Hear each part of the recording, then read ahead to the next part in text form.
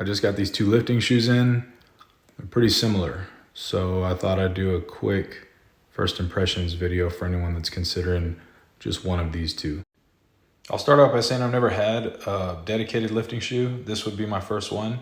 I've heard a lot about this TYR L-1 lifter, which is I think their standard Olympic lifting shoe. So this is the one I thought I'd try first. I would have preferred black, honestly, but my size was sold out there, so I went with this white and gold Squat University version, which is fine.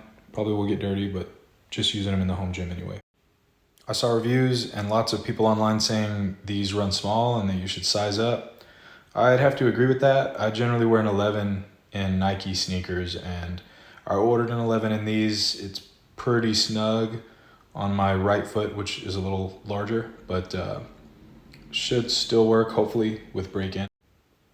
The uppers on these have a canvas type texture, so slightly different than the Elites you'll see in a second. I don't know all the specs on these off the top of my head, but these do have a noticeable drop that will help for Olympic lifts and particularly squats, which is what I'll use them for. And they are very stable, very solid, and provide a good amount of support. You can cinch these straps down really easily to help protect your foot and eliminate any movement in the middle of your lift, assuming that's what you're trying to do. Now this one is the Tyrforce Elite, the newest shoe that they have. It's pretty expensive, but I got it on the Black Friday sale, so I figured that was as good a time as any to try it.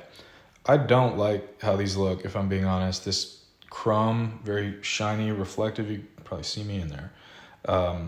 Don't like it at all. I don't like this wood look heel either.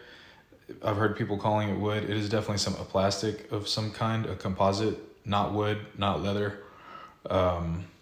Looks strange, but anyway, the finish here is a lot different than the L1. This is more of a fake leather type, more smooth texture.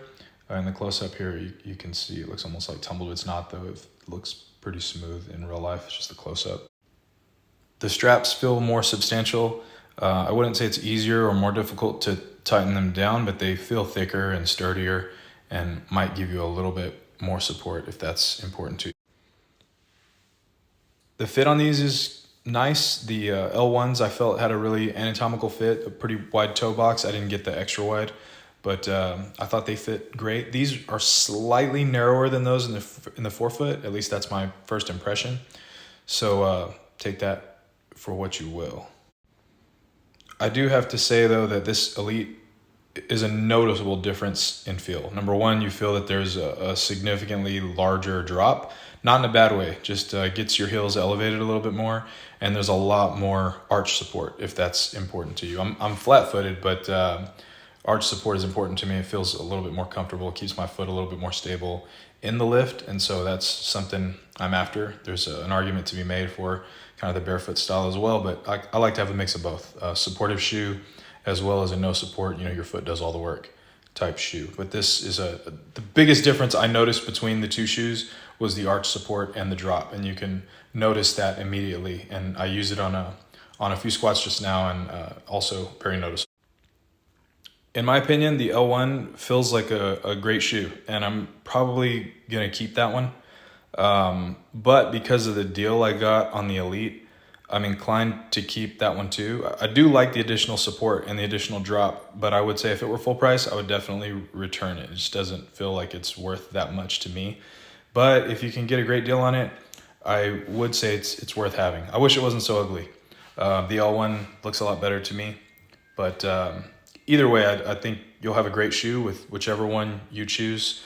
The L1, I think, feels a little more roomy in the forefoot, which I preferred, but lacks the additional support and drop of the Elite. I hope that helps somebody choose between their next lifting shoe, the L1 or the Elite.